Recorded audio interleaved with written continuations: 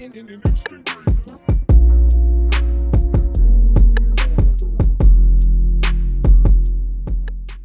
this is Pie Tales. I'm Lloyd, and our guest today is, a special guest, like the rest of them. We got Brandon Guzman in the studio today. And Brandon, like I said, that's your camera. So Yeah, feel no. free to talk to the people. Sure.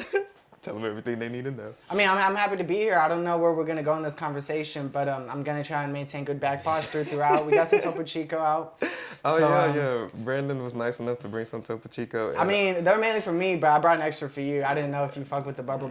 I like the bubble burn. That's why I do the Topo lifestyle. But so yeah, he was nice enough to have an extra for me. But he brought a camera for the vibes.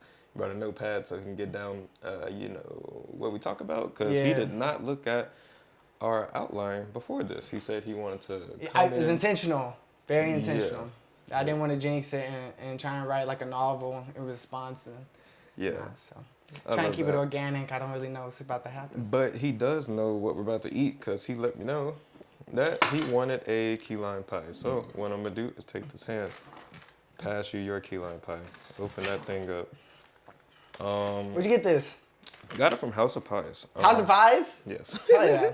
It's a Thanksgiving tradition in my family, my brothers and I. No way. Every Thanksgiving, the very night before, we go to House of Pies at like 3 or 4 a.m., just like stoned out of our minds. And we end up buying so many pies for Thanksgiving. So we're going for that first bite. Yeah. It's delicious. Pretty good. I feel like I'm there right now at 4 a.m. Chaos. It's a good after party scene. Is it? Mm-hmm. Oh my God, no, this is great. Do you mind describing the pie for the people? It's moist. Like, There's a delicaciness to it. Mm-hmm. There is a citrus, zeal to it. Yeah, no, it's pie. If I'm being honest, yeah, it's a little bit too much whipped cream for my taste. Hey man, let them know. I usually just scrape off the top. Do you really? Yeah, no, I'm a little particular about whipped cream. Like I'd rather go through the process of making my own whipped cream than going to the store and getting some whipped cream. Hey man. Yeah, but hey, that's not to hate on House of Pies. No shade. We all like different types of whipped creams and whatnot. Yeah, no, I'm not mad at this at all. So yeah, this is Pie Tales where we eat a little bit of a dessert and then get into what's going on in our life these days. Actually, Brandon was one of the inspirations for me creating the show because him, like some others, I've been talking to after college and just like, hey, what you doing? And he said a lot of good things that I was very interested in. So I was just like, why don't I start recording some of these convos? Because I feel like the younger generation, it'd be good for them to hear. Yeah. Give them some perspective on what like 20-somethings. And I mean, you kind of realize the value of the conversation, right? Like, especially when you kind of have a heart-to-heart with someone, and it's like, I'm not having this kind of conversation every day. Usually or I guess I should say, maybe in another life, perhaps, I was too occupied with all the responsibilities of school, football, whatever you want to say.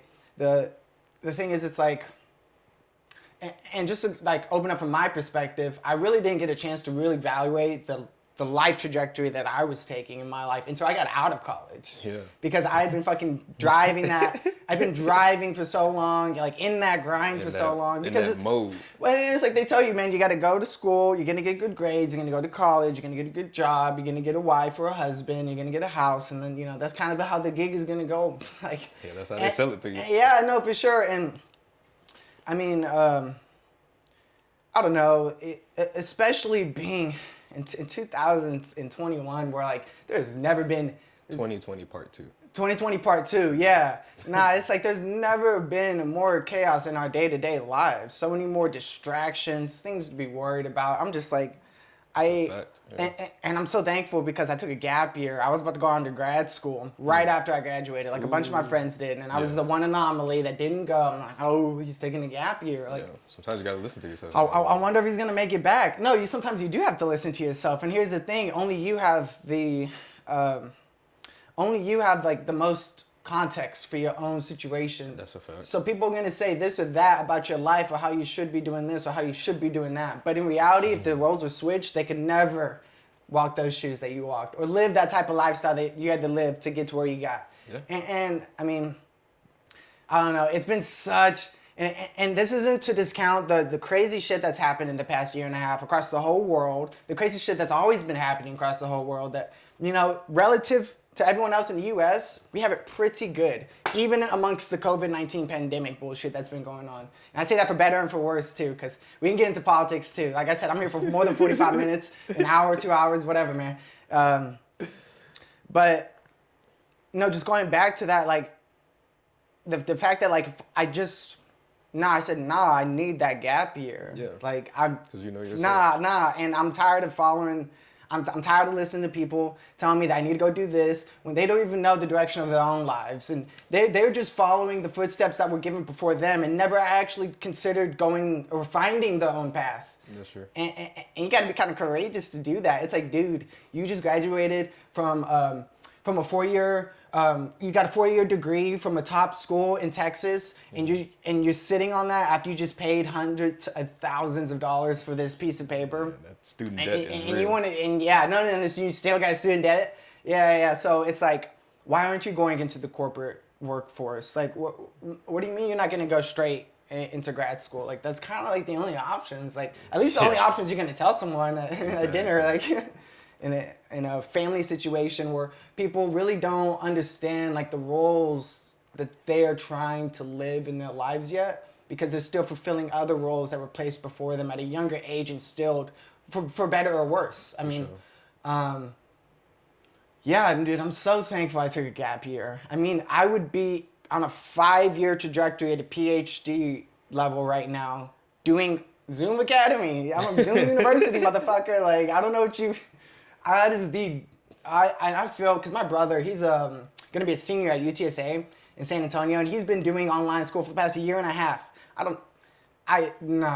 I can't pay this much money. I can't do that. The same I'm going to amount of go money. up to Google and get that 6-month scholarship or a 6-month program, Yeah. get a scholarship to get into the program that they serve, where you can go actually be trained on-site by Google after you get the certificate, and then they treat it as a 4-year, oh no, yeah, you've been taught by us, you're serviced by us, like, you're a Google technician, like, Yeah. it will pay you just as much. You don't have, and people are starting to realize, like, it's all because of the internet, Donald Glover, it's all because of the internet. People are realizing they don't have to go this traditional, you know, route of playing it safe, so to say, and well, whatever the fuck that's supposed to mean, because that's relative to your own life and the own type of risk that you take on. Yeah. I mean, I've done shit that people think is probably crazy as hell, but like, for me, it's like, dude, like, this is actually relatively, it could be a lot worse. It could always be a lot worse.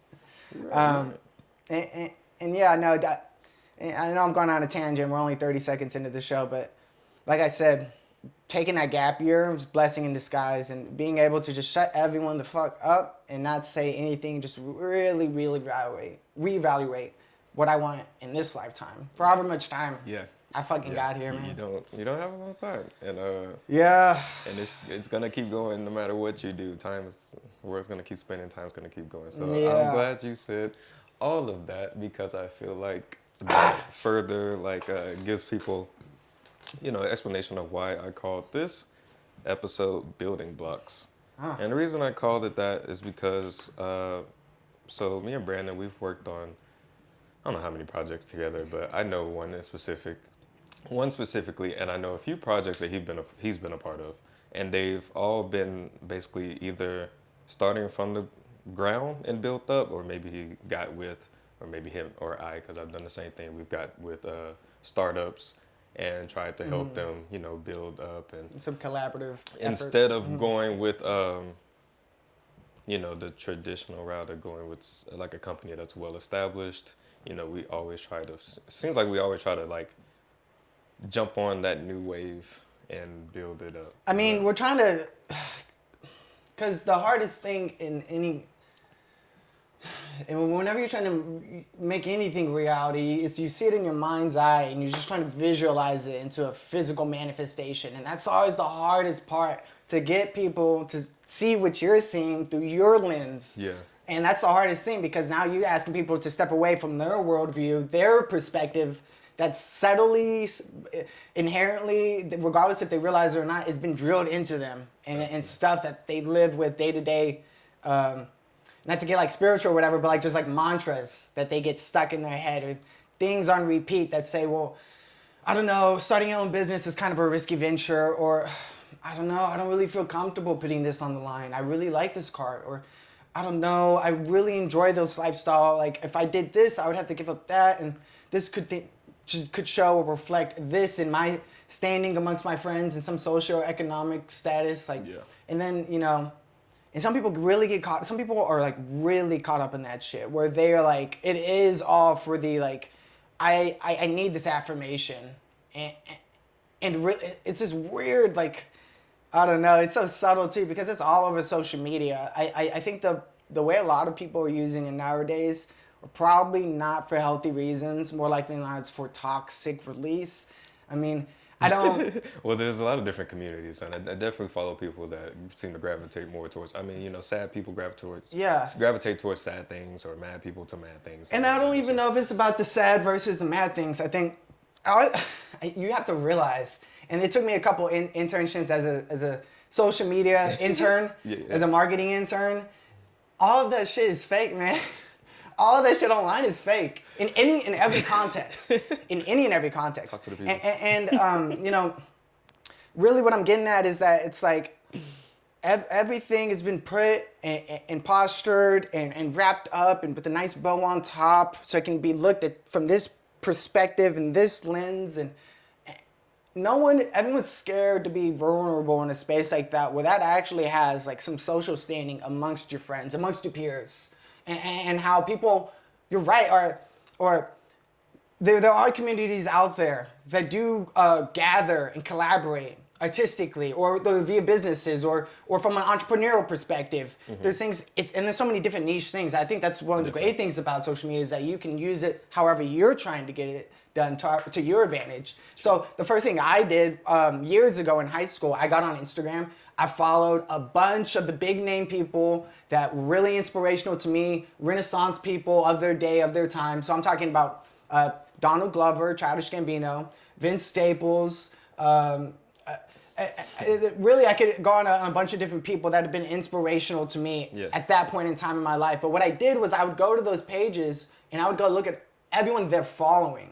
And I would follow every single person they're following that's regarded to their business, to the industry, how they collaborate with each other, how they're doing shout outs with one another, and how the webs are tied with each other. Usually, that's using social media to a way where, okay, now I can parlay this into something that is gonna actually be a benefit to me some later down the road. And really, that's me just like, as a fucking, thinking I'm some hotshot, like, oh yeah, man, I'm definitely gonna figure out this rap shit. I'm definitely gonna get these beats, dog. Like, not to say that I won't, and I'm gonna make some beats, but not understanding that, like, and this was the most frustrating part, and one of the reasons why I took a gap year. It's like, dude, I got responsibilities. Like, it's always been football, track, academics. You're doing this, and this, all the way growing up to high school. And I was glad to do that, because I knew it gave me a good shot to go to a really good school and to use that to change the trajectory, you know, because I'm first gen. So I'm the first person in my family or immediate family that's gone to a college, graduated from a college, walked that road, and understand all the bullshit it's about, for better or for worse. And I mean, shit, what was that tangent on? So I remember Brandon at Barry Miller. Yeah. Because I'm pretty sure that's where we met. But so we were playing football, and I just remember like him, every part of the workout or practice, like he took it seriously, like he was going hard. I was like, this guy, like, he wants to be here. That shit was dope. I had so much fun. Yeah. It was fun. Throwing it back, Coach Windsor. Mm-hmm. Yeah, he was dope. Coach Peltier, Coach Gutierrez, Coach Myers, Robeson. Mm-hmm. Yeah. Oh, damn. That's way back, huh? Yeah, no, that was such a great time. And I mean, and just to kind of wrap up the tail end tangent of what I was talking about, social media, people using it in a toxic manner. I think people are worried about how they're being perceived and judged, and they're not really being intentional on really what they're trying to get from this. And like, if you start from the end result, like what's the end result? Like, I'm posting this because I need this many likes or I need this many views, or I'm trying to get this person to start subscribing to me because maybe I can be an influencer for them. Like, a lot of time people aren't intentional enough. And So you're talking about the everyday person that's just just started an Instagram because everybody started an I'm Instagram? talking about any person that's using Instagram. They're just not intentional about what they want from that shit. Like, you don't know why you're on it. You're just fucking brainlessly like zoom, zoom, zoom. And everyone's subjected to it. Like, I'm not the first. I'm gonna be the first to say, like, I'll get lost in the phone for an hour or two on Reddit, looking at random subreddits and subreddits. Like, but Ooh, look at that. Is that me? No, it's me. I don't know why. I should have turned that off. That's my fault. Sorry, bro. No, you're good. I apologize to my guests. What were you saying? Fuck. So you're talking about people who aren't intentional on social Yeah, media. no, it's really, and this is my mentor's been talking to me about this. It's a dude I went running with a couple weeks ago. Yeah, no, Your mentor now, yeah? No, he's funny. No, a mentor-mentee type of relationship where you just got something to share with someone, and they got something to share from you too. Like, share with you rather. People aren't intentional about the things they're doing and why they're doing the things they're doing, whatever it is, in every fucking, like, even in the most, like, minuscule aspect. Like, do I want cereal? Do I want breakfast toast, like French toast? Or do I want to take the Beltway, or do I want to take 45? Or do I want to finish this project today, or do I want to go half on half? We're doing this and doing that. And really, they like to bullshit themselves and kid themselves and be like, oh, yeah, no, and this is really going off in another tangent about people who really aren't being intentional about their goals. Like, so they're saying, like, I'll get that photo shoot going, man. Like, next week, I'll get the Instagram rolling. Like, I'll work on my promos. Yeah. Or I'm actually going to write this Tuesday. Sometime. It'll happen. Whatever. Mm-hmm. And they don't say, like, no, motherfucker, it's happening Tuesday at 3 o'clock. It's going to happen for an hour and a half. We'll take a 10-minute break in between. Here's some water. Is this what you do? No, these are just examples. Okay, but what do you do? But what do I do? Yeah, when it comes time to study, when the teacher says you got a due date on this day, how do you prepare for that? Oh, but in what context, though? Like, what are we talking? Is this like a test? Am I back at school? All right, bet. Yeah, you're back at school. Okay. let the kids know. So you got this, just a regular homework assignment. Say it's due on Friday, and it's Monday, Wednesday. This is not fair because I could say what I would do and I could say what actually happened. Because when I was a senior in college, my last year, I took 20 hours and I had 3 different jobs. Yeah. So for me, I took a very realistic approach. It was like, this isn't gonna be fun. I'm probably not gonna sleep a lot. No. I love my friends, so I'm still probably gonna want to have some fun. Also, if we don't graduate this year, FAFSA runs out. You only get 8 semesters. Yeah. After 8 semesters, you're paying $62,000 a semester out of pocket. Mm-hmm. Ha! Okay, so how are we gonna make this work? Obviously, you can't put all your eggs in one basket. So the goal was to just fail a little bit at everything. And just be as sincere as you can be and real as you can be about the situation. I took 21 hours that last semester because I wanted to be done in 4 years. Yeah. I was like, I'm not going to make it another. And I had a job. And I was this close to dropping out. Oh, but you didn't. We all wanted to. If I was braver, hey, I'm gonna say this. We can get into it. If I was braver, you probably would have. I should have dropped out. Yeah. If I was brave enough to lead my own road and understand where I needed to go in my own journey, because there's a lot of people who go to college that don't need to go to college. They spend 4 years there and they have a time of their life, and whatever. They're just it's kind of like a getaway, and then they come back home for the summer. Some people don't need to go to college. Some people do. Every context is different. I mean, regardless if I went to a private school, public school, community college, there's no doubt that I could have navigated my way through the seas of the unknown. But I mean, yeah. So I mean, you're just saying that. I know of a few people that went and then they decided that like LSU wasn't it for them right off the bat, or they just decided that college wasn't going to be for them right off the bat, and then they got out of there.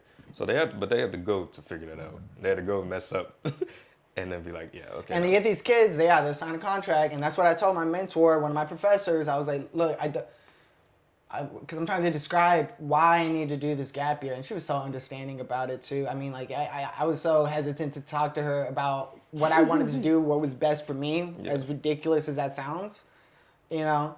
And it's like, shit. What were we just saying? Sorry, my head's already spinning to the next question. Ooh, what is it? We were talking about a kid that left LSU. Like some people had to go there to figure it out, and then you were talking to your mentor, telling her that you wanted to take why you wanted to take this break. So I mean, do you feel like before you were going through the motions for other people, or were you doing it for all that you've done? Was it for you, or was it for other people, or was it? Well, I mean, and I'm sorry, I'll bookmark that last thought. It's been bookmarked already. okay. It'll come back up. The things that I've done and why I've done the things that I still do to this day, you know, they come from a good place. You know, you want to make your family proud. You want to make a name for yourself, a legacy to leave behind. You want to have a good life, right? And I just didn't question the status quo enough. I didn't realize how much adults lie to children, first off. It's Santa. I mean, it was No, the first one, yeah, no. And So there's a reason sometimes. yeah, there's a reason for the season. No, it's like because they're trying to protect you more often than not. And a lot of times, willies, they're trying to hide the complexity of the world that we live in. And from a younger age, they're trying to say, this Sorry, is Brandon. good, and this is good morality, and then this is bad morality. Mm-hmm. And I mean, you get taught that as a young child, and then you grow up into the society that you fulfill, and then you realize how the government's against the people, how some people are against the government, and how there's a bunch of people who really aren't paying attention to any of that shit because I'm just trying to live my life. I mean, So sometimes you just got to do what you can. Yeah. Some people can't afford to be paying attention to everything. Yeah, no, exactly. Literally Like can't afford there's to be paying not attention. enough time going on. And I was talking about, you know, being in college and taking so many hours and trying to mitigate my failure to where it's like, all right, at least I'm not a total fuck up. Like, even if I do drop out, like, it's gonna be okay because I still have this knowledge, which is ultimately like that's really why you should be there. I mean, you're looking for that higher enlightenment of something that you wouldn't have found otherwise. Because I'll be honest with you, Lloyd, I everything I've read and done and accomplished or whatever in college, I could have just found online via Google or any other search engine website. Like, I'm gonna tell you that. So it's all like it all collectively added to your person, your knowledge, and whatever. But there's only really 3 classes that would help me get the job that I got. same. And no, In my entire- in my head, there's like a handful of classes where, like, to this day, I'm thankful for, and every single day showing up, taking notes. Like, nah, it'll all come into play. And Get your mic back. yeah, get the mic back up. There you go. And just to finish my statement, talking about like all that stuff I could have found online. Like, yeah, I could have found it online, but the real kicker is where I would have I been able to find that on my own. So with IT, we really just know what to Google. Yeah. But you gotta know what to Google. Well, you guys got You the start- keywords. Exactly. Y'all You got gotta that. Y'all where know to all start. the hashtags. You know, all the taglines. You have to know where to keywords. start first before you get on Google. So Yeah. So yeah, if you didn't already know to unplug and plug it back in, then you're probably stuck from the get go. So yeah, I mean, like I said, look at every experience, or this is what me talking to the people. Look at every experience as it doesn't have to be looked at as a good experience, but you take something away from it, and everything, you yeah. need to grow in any context. Because a lot of people like to do that pissy, like, bullshit ass, like, self-loathing thing, where it's like, why me, or why can't I get that, or why can't I understand? I mean, like, they don't understand the luxury that we have, that we live in at least in an American society. The fact that we got 2 legs, the fact that we got all of our senses, our capabilities, we can live in the areas that we do, in the way that we interact with our community, and can actually have a safe environment. It's like people take that for granted. That's a great life. That's a good life. And I think that, like, a lot of people right now, or I would say that's why. They're looking for their happiness from the wrong places. Things that aren't sustainable, more from like a materialistic perspective. I, you got to find it from yourself. And I would say, going in another tangent, the whole gap year that I took gave me it was a great time to reassess, to knock everyone else's, chatter out, and just really try and figure out like, what am I missing, like, to live a better life? What am I eating that I don't like that I'm eating, but I'm still eating? What am I doing Yeah. that gives me a quick satisfaction, but like I know in the end, like I really shouldn't be doing this, and it ends up being some self-deprecating behavior that can really go and hurt your soul. And like people a lot of times, if you're not drugged up, or if you're not boozed up, if you're not doing alcohol, if you're not having sex, a lot of times these are just like you're self-medicating with this shit, because you're trying to numb these real emotions that are gnawing at you. Like what am I missing from life to live a better life? Yeah. I heard this on a podcast recently. It's like, what is the home run in life? Is that what we said earlier? Whenever we get married off at 24 and we have a degree, and then we go get a mortgage, and then we put the house down to get into a bigger house, and then, or do I become an artist, and then do we just make music all day, and then do we make a bunch of money and then donate all the money, or do we just do music for free? Or like, what is the fucking grand slam where it's like, no, like this is the best life, and I would do this 1,000 times over, and I wouldn't do it any other way, because there is an answer to that. For whatever human you are, because it's really about the individual. Yeah. And my whole perspective is, what lifestyle, what perspective, what worldview am I missing that's leaving me here in this unknown capacity, where it's like, I was talking to a friend about this recently. It's like, I'm gonna figure shit out. Like, regardless. Like, give me some time. Like, I'm gonna make these beats. Like, I'm going to get this clothing line going, dog. Like, we're going to get this shit rolling. Okay. You just got to take your time and be patient. A lot of people, they try and rush it, and they're not patient enough. It's one of my old bosses, whenever I used to work at this pizza joint in high school, Alfredo. I used to see you driving. Yeah, man. Yeah, it's funny. Shout out Marcos. Yeah. A lot of people, he told me this, whenever you're trying to prepare something and make something, they can't wait. They don't have the patience. So the analogy that he spoke to me was, a lot of people want to eat the cake before it's finished baking. They can't wait. They get in front of their own space, and they fumble their own foot, and they fumble the bag on their own will, unintentionally, because they psych themselves out, and it's like it's too big of a task. It's too hard. Like, they don't understand. Like, you do have time, man. You can figure this shit out. Anything can be done. That's not the issue. It's do you want to do this? Are you doing what you actually want to be doing? Because that's the bigger issue for me, because I've spent a lot of years doing things I haven't necessarily wanted to do as a means to an end, to get whatever it is they said that I had to get done. And they said I have to go, and this is the next step, traditionally, talking about grad school or the corporate world. Yeah. And there's nothing wrong with that.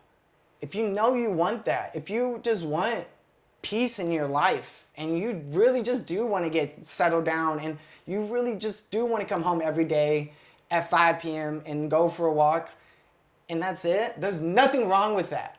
But do you even know what type of life you want to live before you got to that end point? Or are you just kind of going as the current goes, and wherever it takes you, and then it's 20 or 30 years later, and you're left in this fucking dead-end job with some bullshit-ass coworkers you don't fuck with, and you're like, wow, so am I gonna be pissy-patty, and I'm gonna blame everyone else, right, for my problems, right? Or are you gonna take your own agency into account, and like, are you gonna be regretful? Why didn't I take any action when I was younger? So if you could, that's the shit that freaks me out. Because you could have been caught up in it. Not even caught up. I mean, it's like. Are you scared for other people, or are you scared for yourself? I'm scared that I'm not. It's not scared isn't even necessarily the word. It's the idea, the time. We don't know how much time we have here, man. We really don't. And the biggest thing my knees start trembling at the thought of me dying broke with no legacy and nothing to leave behind my family. That shit freaks me out. And that's why, like, time is of the essence, dude. Yeah. Like, go. I gotta say, like, everything he just right now said, like, in his last 10 seconds is exactly how I feel. I look like this, I feel like that. Especially with me trying to get these episodes out. Yeah. I'm like, ooh, I need to hurry up. Like, what if I don't? Yeah. Ooh. And I was just listening to a podcast from New Zealand. It's super dope. It got recommended to me. They became the #1 podcast in New Zealand in 1 week. And I was listening to it. It's called We Love Ugly Things. They are... shout out to them. Yeah, hey, shout out. We Love Ugly Things. Send us free shit. They have like a fashion line. They do sunglasses. I think that's how they got their start. And they also started this podcast, which became the #1 podcast in a week in New Zealand. Yeah. They mentioned in the podcast how they had it on the books for years to do this shit. And for whatever reason, well, you know, we actually don't make any money from this. Or, you know, we have a lot this week going on. Like, just put that on the back burner.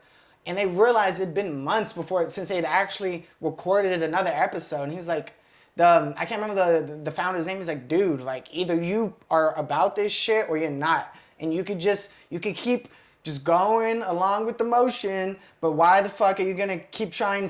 Why are you putting yourself in this paralyzing state where you said, we're gonna get to that one day. Mm-hmm. We'll get to it one day. You know, a lot of people are scared of failure.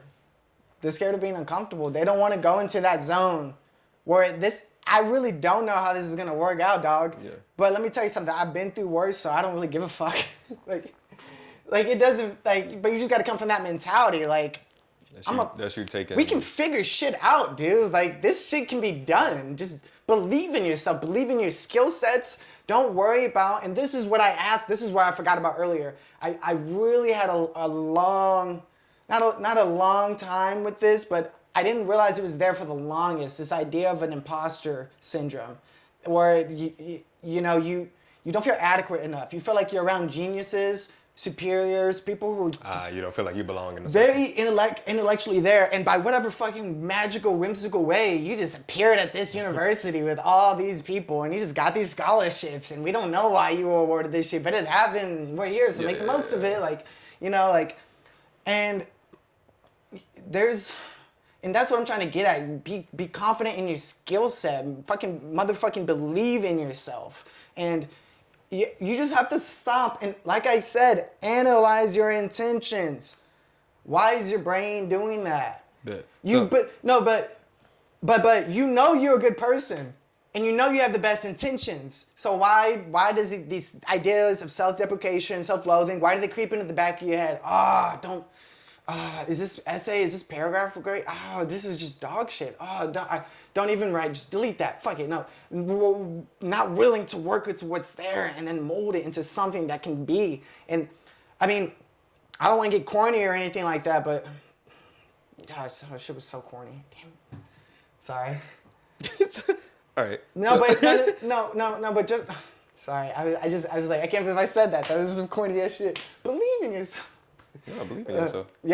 Believe in yourself. Look, one day I'm taking a quiz in math, and like literally I got like a 60 so far, because you know it's just you can see your score online as you take it. And that sucks. You see it as you progress. Like, I fucked those nasty questions up. I'm like, man, I just want to give up. But then I was like, okay, look, let me just one more problem. So I just started stair-stepping it, and then I got up to like a 90 something. And then literally I texted all my siblings, and I was like, yo, y'all just never give up. So yeah, for real. That corny stuff is real. And one of my friends, she posts inspirational shit. That's why I follow her. One of the reasons.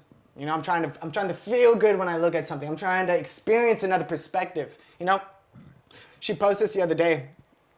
The importance of taking very small steps versus very big steps. Mm-hmm. And it was a graphic, a cartoon comic of, 1,000 steps on the left and then 100 steps on the right.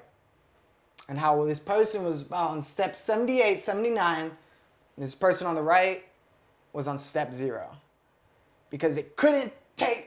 They said, I have to It has to be the biggest and best splash, and it'll be fucking world star, whatever it is you're doing. I mean, in any context. So for me, I mean, I'm in the body shop. We have a body shop now.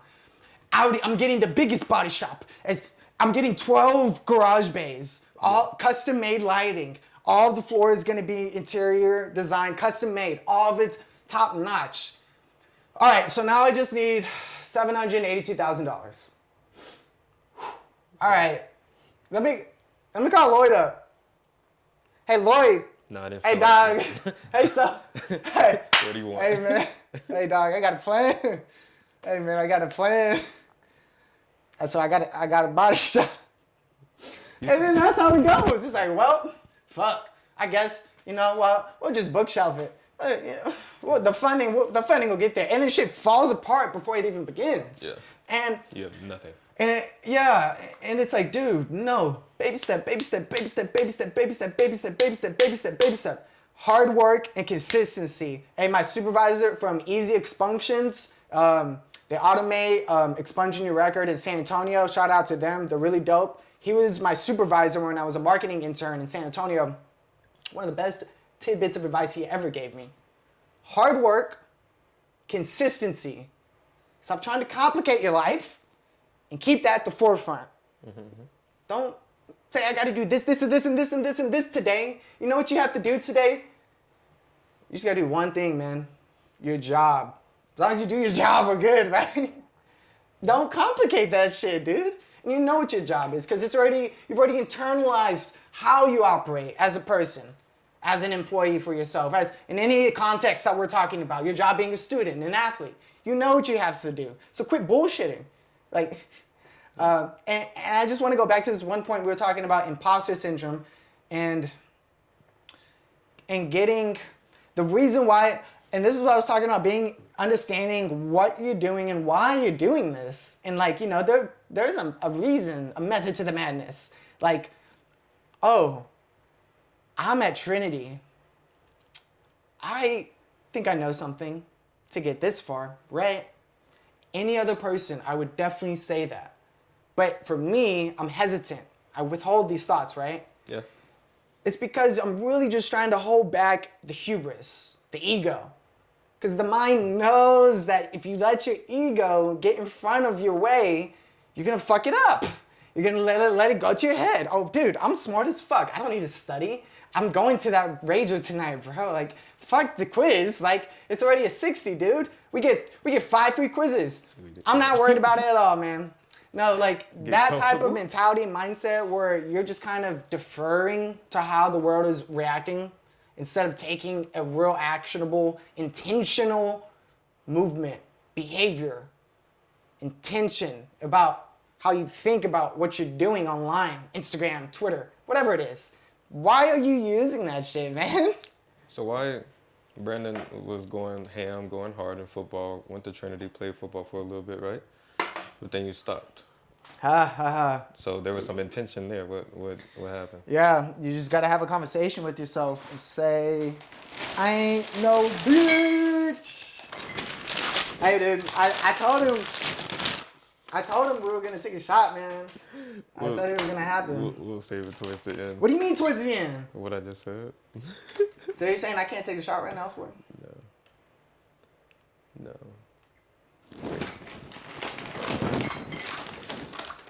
I brought 2 shot glasses. Brandon. Brandon. Lloyd. Put them on the table. Oh look, I'm gonna put that here. No, put them on the table. All right, I'm gonna leave it. All right. It's not, hey, you're right. Hey, don't succumb to peer pressure. Fix your mic. Don't succumb to peer pressure. I've been doing this a long time. You gonna hold me to that? Yeah? Yeah. Okay. All right. Anyway, so intention. Got Being away from the intentional. football. You stopped that? Yeah. So I went for 2 years at Trinity, football and track. It's funny. You start having these conversations for yourself. It's like, damn. Okay, so I'm taking this many hours, and I don't have this many weekends every year. I'm waking up 5:30 to go to practice. I'm losing all this time that I could be studying. I could be having an extra gig just to have some extra cash flow because I am first generation, just working off of work study 725. I mean, shit, the football team's going to give you $40 as a stipend one weekend. That shit ain't going to, you'll spend that your first day at the beach or some shit like that. I mean, Yeah, money come, money goes, and fast. and so it just gets to a point where it's like, dude, I feel like, I'm doing way more for them than what I'm getting out in terms of like I just need to graduate with a 4-year degree in terms of my responsibilities and why I'm here. Job number one. Yeah. And job number 2, make sure like I have enough to like sustain myself like financially. Yeah.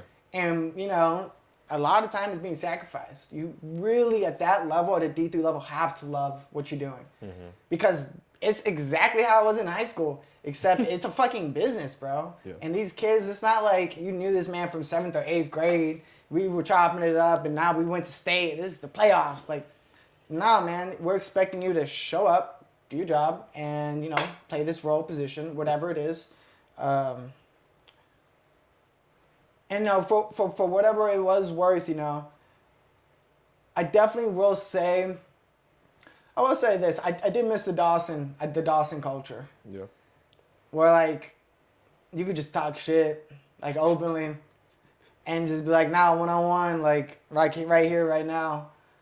The team culture, from my perspective. The camaraderie. Yeah, no, for sure, yeah. And like I said, I knew you every from experience is very different for little. every player. This is just my own perspective. And I had a great time when I was there. Like, it was awesome.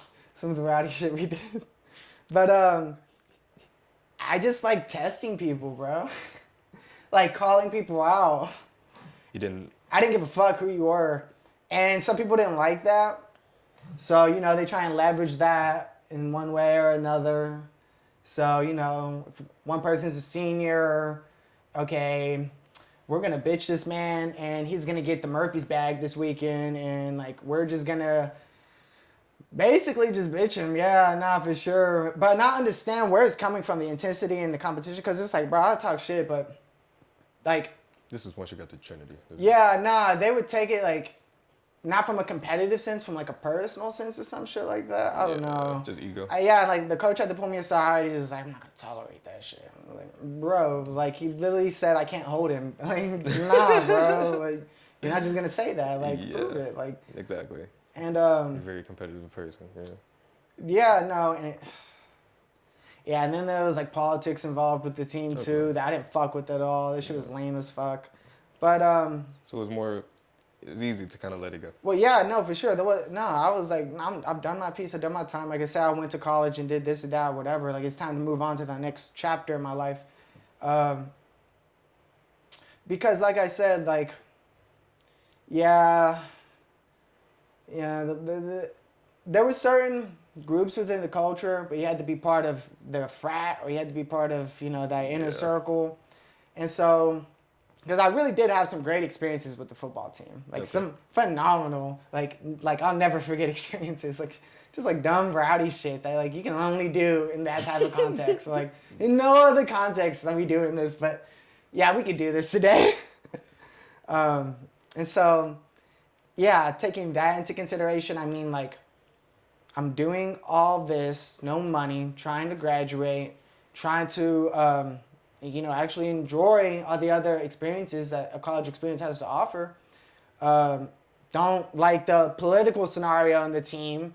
That I think is just, like, dumb as fuck. Like, Didn't feel like you were going to win. Well, like, no, for real. Like, no. There's no real open or free thinking going on in that locker room at all. So, from the player's perspective, or more so from the coach's perspective, where I'm getting into, like, theological or... not theological, sometimes theological, battles or political debates with this or that. Not really in an antagonistic manner, but it's like whenever someone's being very controlling and forceful of a certain perspective and they're trying to really drill it down and you keep saying no and they keep drilling it and they keep trying to, like, but why don't you think like this? Like, think like this. And it's like, choose not to put any boxes in this cage. Like, and then you step back and you realize, oh damn, okay. So I've been meeting with this coach every week. Supposed to be talking about our grades. As freshmen, they do grades checkups. All right, how'd you do this week? You didn't do this assignment, yada, yada, yada. We've only been talking politics the last 3 or 4 weeks. You notice that he's been going back and forth with me really hard on it, like trying to understand his side, and I see his side. But he's not giving any air or legitimacy to the other side. And people like to talk about sides. It's really about the worldview I bring and the worldview you bring. That's all that we're talking about in here. Like, and I realized, like, okay, this person is not really open to that type of thinking where it's like, oh, it's possible I came from a different background, a different perspective. We're like, hey, man, like, yeah, I do think there should be food and support for children. I don't think kids should go hungry at night, because I've gone hungry at night. And what you're saying right now is like very, very, very oppositional to my perspective of, why are people going hungry at night when there's food being thrown out every single day from these cafeterias and restaurants? But over here, you're saying, what the fuck do we owe you? From any perspective, and this is how I try and enter my politics. I'm trying to look at the group that is the most marginalized, the most vulnerable, the most at risk of being exploited. And the most often, the ones that are exploited, children and women. Yo, it's not by any fault. Regardless, you don't know the context. You got to take it on a case-by-case situation. So if a kid has a shitty mom who can't hold a job and they can't make men's meat, so they get kicked out. Maybe irresponsible. It's not call her shit, but you know. No, sorry, yeah, no, for sure, irresponsible. Yeah, no, better euphemism. Thank you. But really, it's just for whatever reason can't take care of business. Whatever. Why does the child have to suffer? And that's what I'm saying. Like, that's whenever, like, you're powerless, dude. Like, you don't, until you're 18, until you actually can take real legal control in the government eyes. And even then, like, that's even another barrier. Yeah. Like, that was a barrier for me for the longest. I was like, okay, I'm 17, now I'm 18. Like, why? Like, I should have been thinking, like, as this independent mindset all along. Like, instead of trying to, like, be so self-reliant. And instead of not being self-reliant, rather. Yeah, dude, it's like, I don't know, long tangent, fuck. Yeah, no, it's a big one. I mean, that's heavy. What were we talking about? Definitely go on. Well, let me tell you what we're about to switch it to. So you talked about basically following along to just this structure that was given to you, and you brought up making beats a couple times, so that's that would be your own thing outside of probably, the structure that you're following or whatever. Mm-hmm. So I just want to basically ask you, like, even though, like, you're following this structure, you came and helped us with this, like, short film where we weren't making any money. It was just completely creative. Was that with Nemo? Mm-hmm. Yeah, at Laura Ranch? Mm-hmm. Yeah. So what made you do those type of things? And like I said, you talked about making beats. Yeah. So you talked about, I mean, these are things totally separate from any institution. It's just. Yeah. What draws your attention towards those types of projects? I'm sorry, that shit gets me excited. Like, we're fucking, like, I mean, and especially the short that we're working on, like, in videography, the art form, the most collaborative, one of the most, if not the most collaborative expression is in video, where you're working with a bunch of people, where you got grips, and you got someone who's pulling the focus, and then you got the camera person, right? So let's talk about how we started. I remember we met up at that tea shop or whatever, the tea place. The boba shop. Drink station. We met up at Drink Station. Yeah. It's a group of guys, and we just started, like, throwing out ideas. Like you said, the most collaborative. Like, these are some of the craziest ideas I've ever heard. But just throw it out there. See what sticks. So it was just Fuck like. it. So one thing we wanted to do was talk in Chinese and then have English subtitles. Oh, okay. This was James's idea. James wanted to make James. It was a good idea. No. He wanted to do an anime that was in Japanese. It was in Japanese. Was it Japanese? And it was minority roles only in the Houston Third Ward context. Yeah. So okay. And we had Matthew Wu do the translations for the script. That's why I was like, because he's Chinese. So yeah. Oh, was it Chinese? We probably wanted some type of, Asian dialect or something. So, but I remember going to I didn't mean to confuse, sorry. No, it's okay. Yeah. Because we were just looking for one. But I was like, hey, let me get Matthew because I know he knows Chinese. So I sent it to him and thankful for him. This is why I love my friends. This is why I have the show because I want them to all speak and talk about how great they are. But anyway, so I gave it to Matthew. He gave it back to us. We ended up probably Google translating the words. But one thing I remember is we're at the ranch and we need this fighting scene. So we got Brandon and Jace. Choreographing this fighting scene, and when I tell you they're on the spot making it up, and I got the camera, and I was just like, bro, how are they doing this? That was so great. Y'all broke my katana, because we really were using the katana. We were really using the katanas. But when I tell you, like, we had this, there was definitely a plot, like, this was definitely going to be greatness. It was the magical egg. We had a fight scene with Nemo and somebody. And there was fireworks in the back. There were fireworks we had all the, like, pyrotechnics, all that shit was up. Bro, I was lighting the fuse, and then I'm running. Light it, run, fight. Record. Well, and that's how it goes. Like, I'm sitting there talking with Chase. All right, it's like, all right, I'm gonna give you a 1-2 combo. When I do that, you're gonna duck. You're gonna do a left hook to the body. I'm gonna take it. When I take it, you're gonna follow up and you're gonna give me a cross, right? When you give me the cross, I'm gonna fall over. But this is how I'm gonna fall. You know, like even looking into how you're gonna fall, and then how you can fall gracefully like so right that you save yourself, and then you also get back up, and you're still part of the action, or follow it however he was. I remember he had like a fake gun too, so he had pull out the gun and like he tried to pistol with me. So I think there was a lot. It was a blast. What I'm trying to say is that's so fun. There was a lot. Like I said, we were all basically on like the same mode of getting this done. It ended up not getting put out, but we don't have to talk about that too much. But it made me. So I had been doing a little bit of, I guess, just short films prior to that, and of course after that in videography. But it just made me wish that like we all kind of had got together beforehand, because I think this was maybe like senior year. Was it senior year? So we were already out the door, dog. So I talked about another. Yeah, exactly. So I talked about another episode. In another episode, basically how me and James put together like this, not short film, but like a music video for somebody in Pearland made the beat, James rapped on it, and I did the video. Was it for Blaze?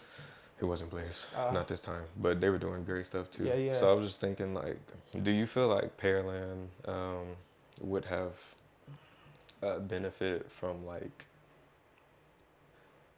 So, I mean, a lot of people complain about Pearland being lame, this, that, and the other, and just like a lot of, I mean, it is what it is, but I feel like we had a lot of great minds that could have, if we would have just came together a lot more, could have done a lot more, and maybe even helped each other figure out where we want to go and how we want to evolve. And maybe done it together. So how do you feel about that? Dude, that's such a, because, and the hardest thing about being an adult now, and in whatever context you want to take that, in the context of just graduating from college and entering the workforce. Wherever adult starts for you, yeah. Exactly. It's been like this. But in terms of that collaborative effort, you don't realize it until you are in a different space where you don't have that same energy.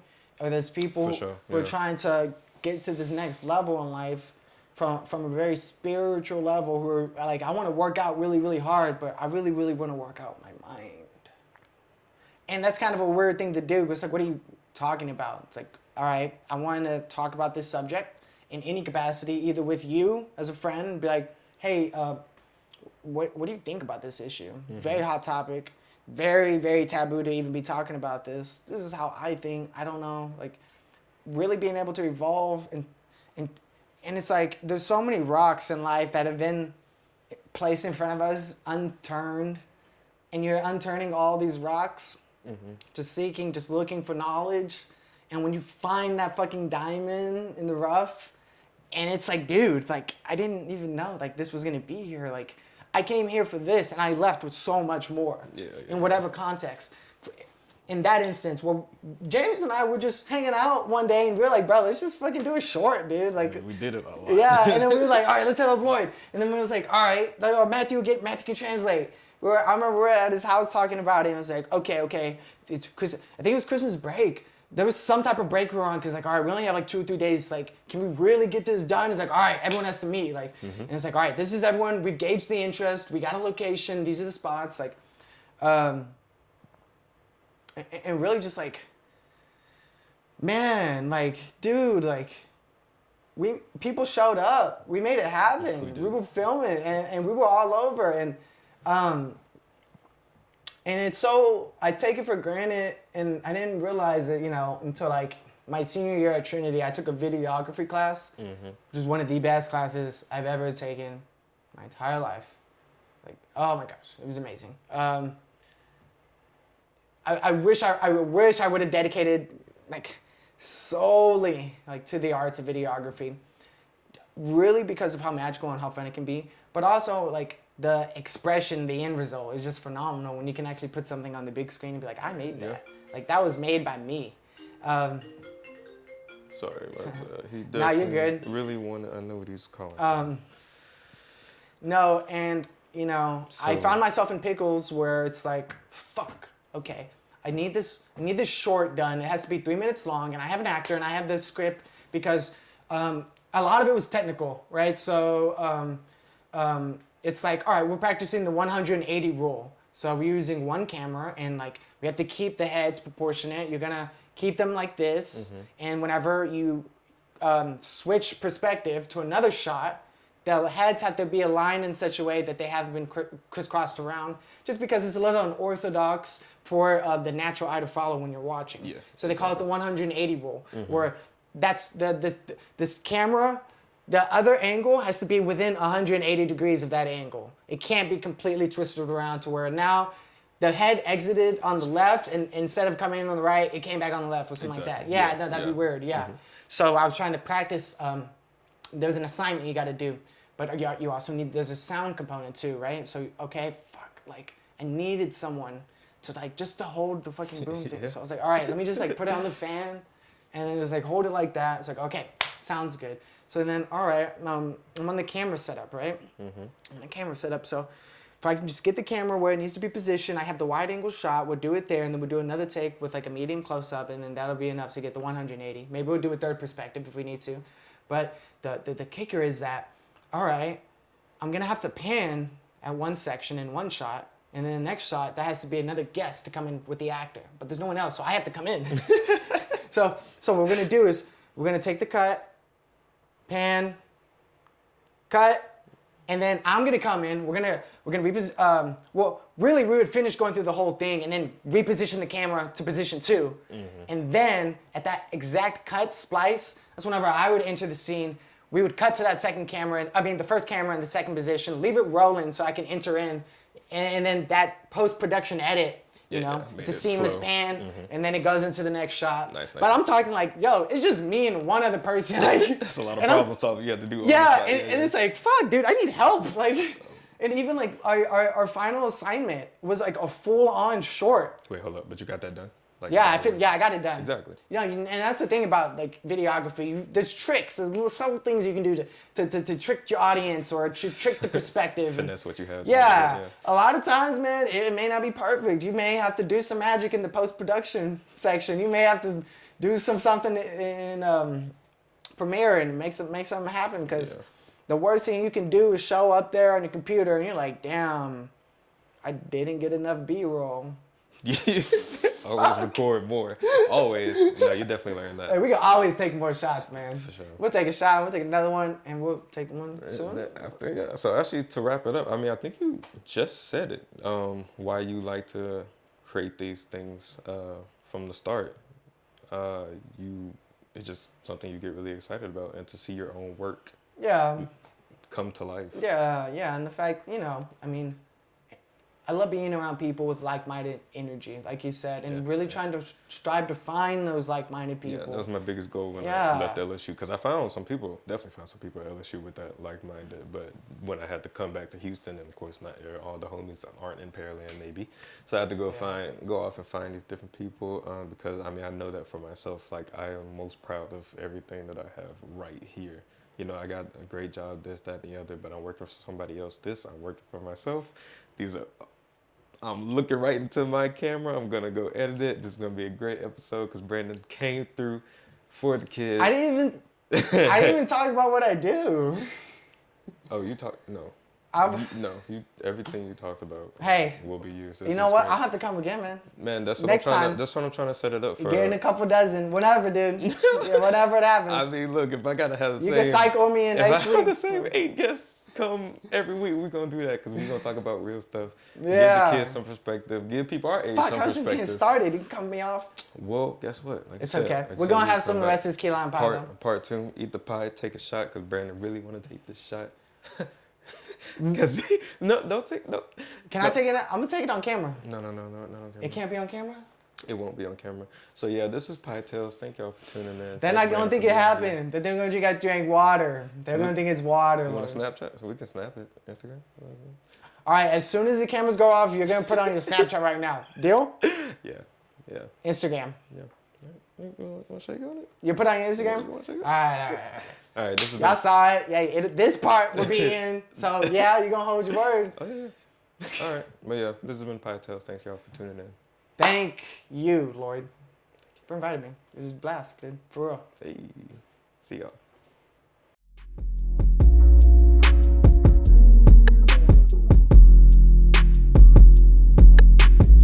Cut the tape. That was the intro.